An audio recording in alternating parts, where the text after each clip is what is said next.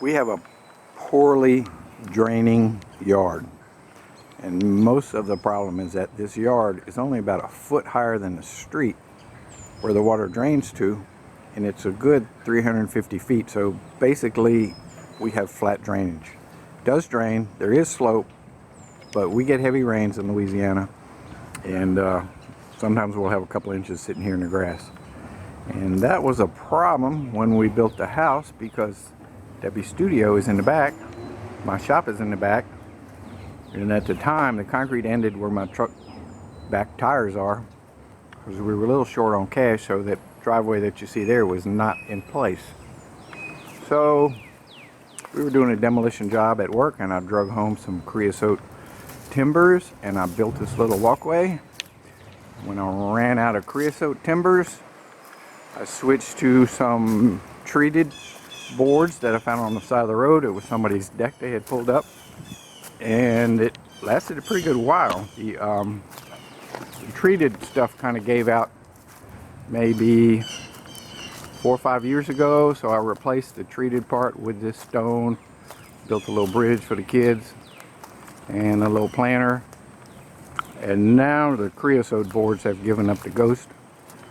They were probably 50 or 60 years old when I got them, and they've hung in there for 15 years, I guess. But I'm in the process of pulling them up, and I'm going to put a concrete walkway the rest of the way.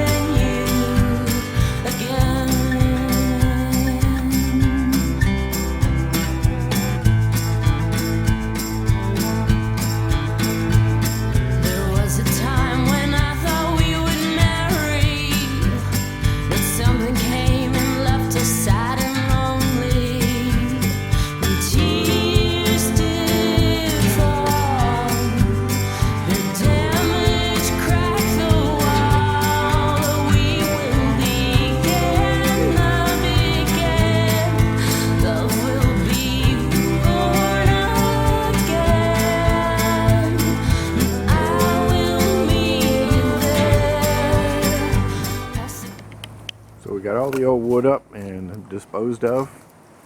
Originally, I built that walkway up off the ground for one of the reasons was all this water went underneath it and went toward the driveway. Over the years, the drainage has changed a little bit, and this water started going around this way. So we took out a big tree and I paved this area back here, which was a pretty good bit of work. But now all the water on this side of the walkway gets out real easily. The water on the other side gets out slower. But I guess my point is, I don't have to worry about water crossing under this walkway. I can just put the walkway on the ground. Right now the ground is really soft and wet because it's just the end of our winter and our oak tree is dormant. Once the summer kicks in, this oak tree will suck all the moisture out the ground and it'll be hard as a rock. But again, it's just a walkway. There'll be no vehicle traffic. It's just to keep our feet clean. So I'm not going to worry too much about the structural side of it. I'm just going to put down about 3 inches of concrete. Okay, with a sharp shovel, I went along and kind of halfway leveled it out. I don't have any forms to go by yet, so this is just kind of preliminary work. I'm going to get my mower and cut down some vegetation. Give me a little room to operate. And I wish there weren't so many roots in there, but there's a million. Alright, with my big mower set as low as it would go, I ran over it a couple of times, and now I got something. Now I can see where the humps are, and I got room to work. I got one oak tree root that I got to work around, and I think that was the only big root. Everything else is just all this ground cover. There's a lump right here on the side, but I got to dig and see if that's a root or just dirt. Okay, progress. I removed most of the vegetation with the mower. Did a little bit of grading with the shovel, just knocked some bumps down. And then I started one side of the form. I'm using some cypress siding. It's really long and limber, and actually it's a little bit rotten, but it's okay for this. And I didn't really have a plan. I just kind of followed where the old walkway was and where the grade worked out for the best. Ran one side all the way, stood back and looked at it for a little while, and went back and changed a couple of curves, especially where they came into the existing concrete. And then I got to the other form, and to set it, I used a 4-foot level. I don't think you can see it in the video, but there's two marks with a Sharpie on it. That's my width. And then with the level, I can make sure that I have slope one way or the other. You can see in the background I have a laser level. And I did some checking to make sure that the lowest part of this concrete walkway was going to be high enough to drain, but not so high that it would drain back onto my carport. It's really kind of tight. Yeah, the forms are set, and with the exception of this first maybe 6 feet, I need some fill. It'd be nice to have a half a load of sand, but I don't have that. Because all of this is like 5 inches, 4.5 inches, and I don't have extra mixing this in the wheelbarrow. I want to keep it all 3 inches. So I ordered 8 yards of fill sand, paid for 8 yards of fill sand. It came on a 6-yard truck, so I'm not sure how that works, but I don't think it worked in my favor. But anyway, I got plenty of sand. Step 1 in pouring my little squares is to put the sand in and screed it. And I just used the float, the same float I'm floating the concrete with. Did 3 squares this morning, and I'm going to go try to do 3 more this afternoon. I divided the walkway up into lots of little squares. They're about 38 to 40 something inches long on average. Most of them I didn't even measure. I just put a bulkhead. The bulkheads are thin pieces of cypress. It's cypress siding, and I'm going to just leave them in place. And I'm doing this for 2 reasons. One is I'm an old man, and I have a hard time bending over for long periods of time, so this is more manageable to pour these little squares one at a time. But the main reason was I'm pretty sure this oak tree is going to heave this concrete over time, and that's okay unless it causes a trip hazard. And Debbie has customers that come between the house and her studio, so I can't afford to have a sidewalk with a trip hazard. And if I pour it into lots of little squares and the tree heaves a section, then I can just deal with one section at a time. Each section is about 3 bags, so that's about less than 250 pounds. And I'm putting some little slip dowels with 16-penny galvanized nails.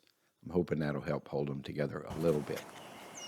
Okay, I got the next 3 sections with the sand fill. This is going to make it a lot nicer.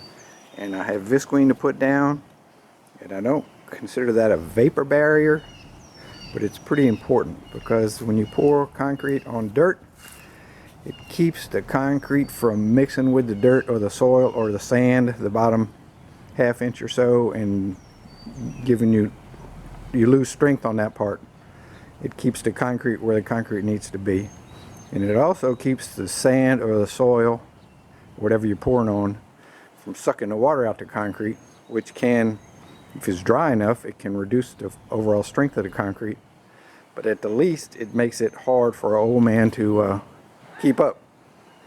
It gets hard too quick. So I'll do 3 squares because I can keep up with that, and then I'll stand up for a few hours, and maybe I'll get 3 more squares this afternoon. I mixed a lot of bags of concrete. I went through a pallet and probably maybe 15 more bags. Mixed in the wheelbarrow, one bag at a time. And a couple of tips: if you're going to mix a lot of concrete, buy one of those masonry hose. It makes it very much easier. And another thing is if you can get a hose and a nozzle that doesn't leak, you will make your little site a whole lot neater. I can't seem to do that. I think we buy our hoses and nozzles with a leak already in them, because I had 3 different hoses and 4 different nozzles. No matter what I did, the ground turned into a mud hole because I had so many leaks. I probably mixed this wetter, well, I know I did, than it should be for optimum strength, but prerogative. I just wanted it a little more manageable for me to float in place. Another thing I tried to do is every time I dumped a wheelbarrow of concrete into the form, I went ahead and leveled it out. And that's because each time I mixed one, the water content was a little different. I didn't measure it, just used the hose. And when it comes time to finishing the concrete, if you got one little area that's mixed kind of dry and one little area that's mixed kind of wet, it makes it more tricky. So if you spread out each load, you won't have to deal with that come finishing time. This is a float. It is made out of some sort of aluminum alloy or magnesium alloy, or they still make them out of wood. And it is not a finishing tool, it is a placing tool. This is what you use to screed the concrete to get it in the right place. It's robust. You can jam it, concrete in the corners. You don't have to worry about bending it.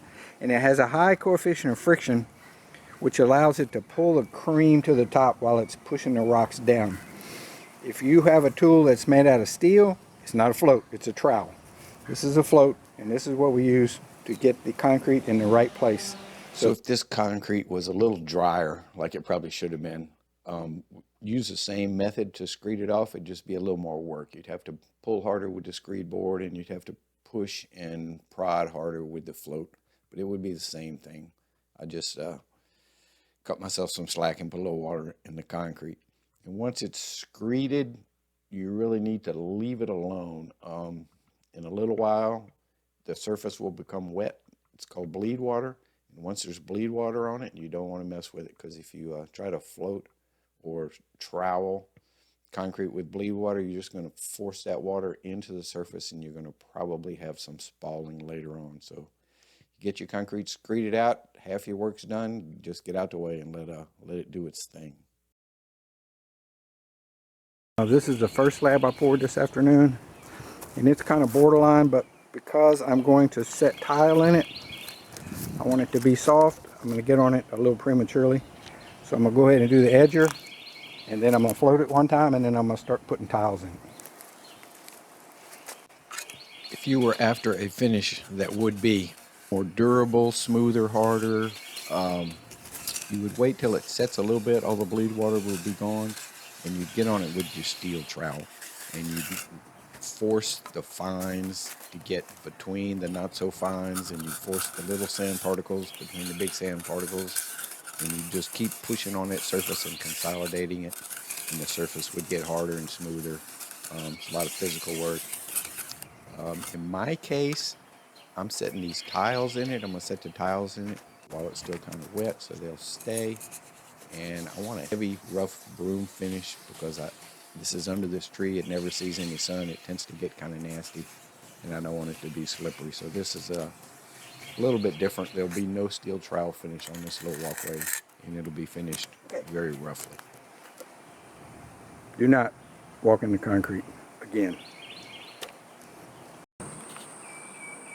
I went to the Restore, the local salvage store, to get some tile that I could cut into strips because I wanted to make the branch look, tree look, and they had this stuff. It's already cut. This is awesome. $10 a box. Probably originally a whole lot more than that. The rays for the sun and the rays for the moon are cut out of this granite sink cutout. Wasn't very pleasant, but I didn't have that many of them to do. In an effort to keep the copper tubing from popping out the top of the concrete. And all of them have stainless steel screws screwed into the bottom of it, kind of like a little Nelson stud. So going back to what I was saying earlier about the float and the trowel, the float is designed with its high coefficient of friction to pull fines to the surface.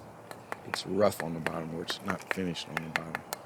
Steel trowel is finished on the bottom, and it is designed to do the opposite. It is designed to force the fines down into the surface.